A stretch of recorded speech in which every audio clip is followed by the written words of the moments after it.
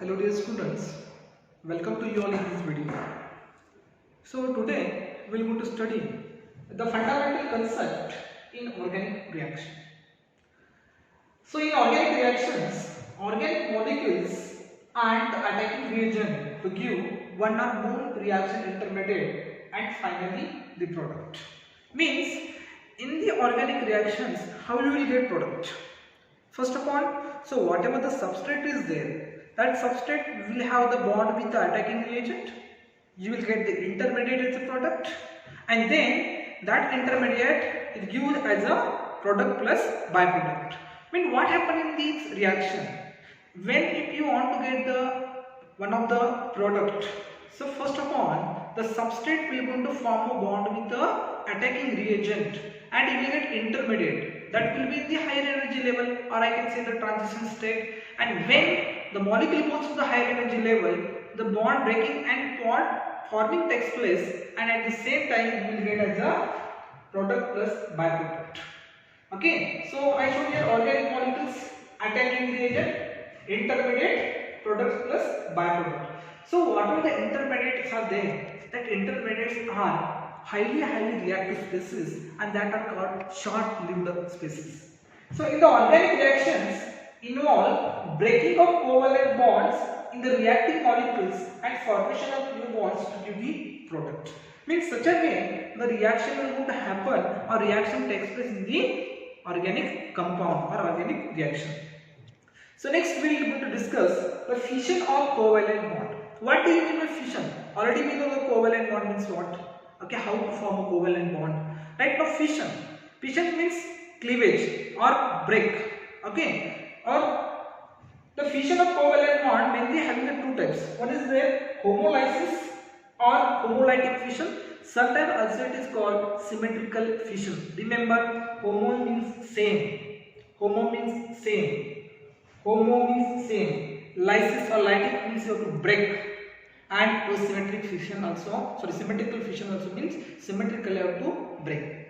Second type is the heterolytic fission or heterolysis. So heterolytic fission means hetero means different. Lysis means you have to break. Okay, heterolytic. So heterolytic fission also it is called asymmetrical fission. So let's understand what we mean by homolysis fission. We know that how the covalent bond is formed. Covalent bond it can be formed when the two atoms when they share equal electrons.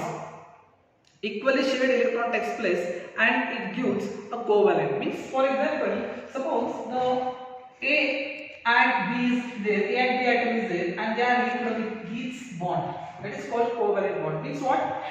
A and B atom both they are share equally one electron and they form covalent bond. Means what? One covalent bond contains two electrons. So let us discuss right the homolytic fission or homolysis fission or symmetrical fission. So in a homolytic fission, a covalent bonds break symmetrically. Each triangle retain one electron, and this shown as fish-hook arrow, or also it is called half-edged arrow. This is the example. So A and B, which is having the covalent bond, is broken homolytically when the molecule is having the A and B is having the one electron, and when it is broken, it retains one electron and it gives a free radical. What do you mean by free radical right now? Free radicals are the neutral atom or group of atoms containing unpaired electron. They are highly reactive species. The entity or atom which is having the odd electron also it is called free radical. So what is the stability of the free radicals are there? Basically, free radicals are electron deficient species. When the more electron donating group it is there, then they are more stable. So stability, if you want to discuss, the tertiary free radical are more stable than the primary free radical ion. Well, so I'll come to the next point, that is heterolytic fission. So what do you mean by heterolytic or heterolysis fission? So heterolytic or heterolysis fission in which a covalent bond is broken in such a fashion that only one entity retains both the electron, and that is shown by full-headed arrow. For example, see here, X and Y having a covalent bond, nothing but 2 electrons are there. That 2 electrons means X and Y is broken in such a fashion that it retain only one electron, either maybe X or Y. And when retain both the electron only one side, they will be have minus charge, X plus and Y minus. Okay, means suppose if I consider carbon atom and if I broke that by heterolytically, so they need to form carbocation and carbon anion. So let us decide, for example, if I consider CH3 and CH3, this is ethane, and this ethane molecule, if I break heterolytically, okay, so what will happen? It gives CH3 plus CH3 minus. Then let's discuss right now. CH3 plus means what and CH3 minus means what? This is called carbocation. And this is called carbon ion. So what do you mean by carbocation?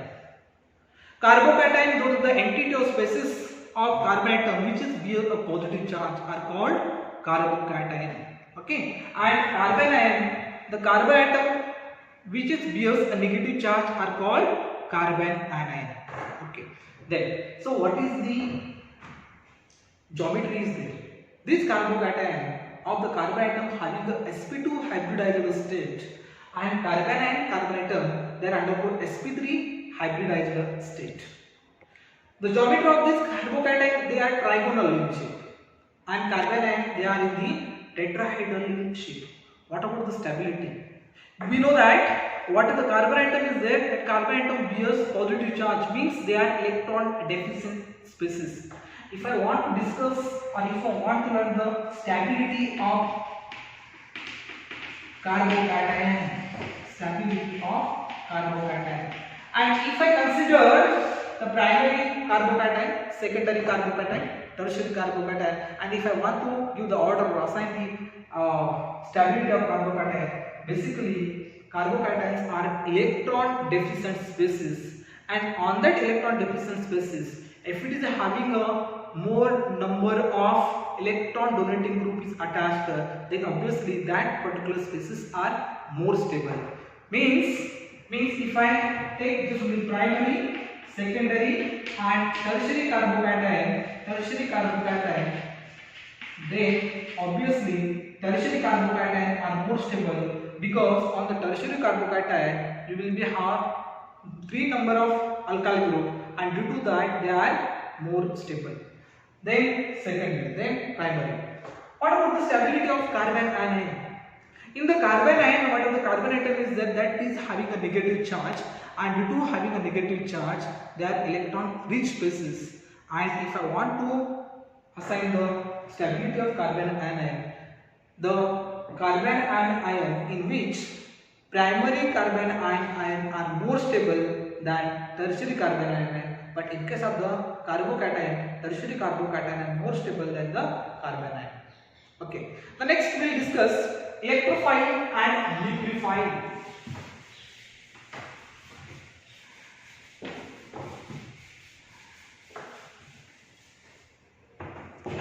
Next we will have the two terms, electrophile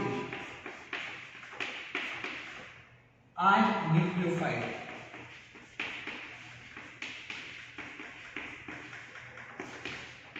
First of all, I will write the example of electrophile and nucleophile, and then we will study what is meant by electrophile. I will write the example. I will write the second example, Cl plus, CH3 plus, H plus, Bf3 and AlCl2. Here I write the Cl minus, Br minus, OH minus, or I write NH3, H2, etc. Let us understand what is by electrophile. So what is the electrophile there. This electrophile is formed by two words. Electrophile. Electro means electron. Phile means loving. Electrophile. Electron loving. Nucleophile. Nucleo means nucleus. Phile means loving. Nucleus loving.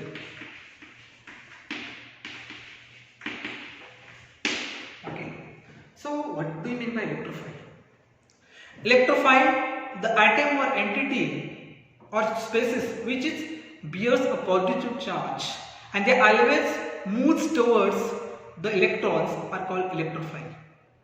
Or the entity or atom which is having a positive charge, they always moves towards the electron are called electrophile. Example, NO2 plus nitronium ion, Cl plus chloronium ion, CH2 plus, this is called methyl carbocation, H plus BF3 and AL3 also acts as a electrophile. These are called Lewis acid.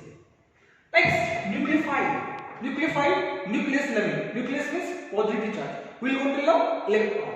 So nucleophiles are those of the species or entity which is having a negative charge. They always move towards the positive charge. They always loves on electron. That is, always loves on nucleus. They are called nucleophile. So nucleophile, the examples Cl minus, Br minus, OH minus, which is having a negative charge. They always moves towards the positive charge. They always moves towards the nucleus are called nucleophile. Also example of NH3 and H2. This NH3 and H2, the neutral species which is having a lone pair of electron, it also acts as a nucleophile. Okay, so here I am going to start. The remaining part I will going to discuss in the next class. Thank you.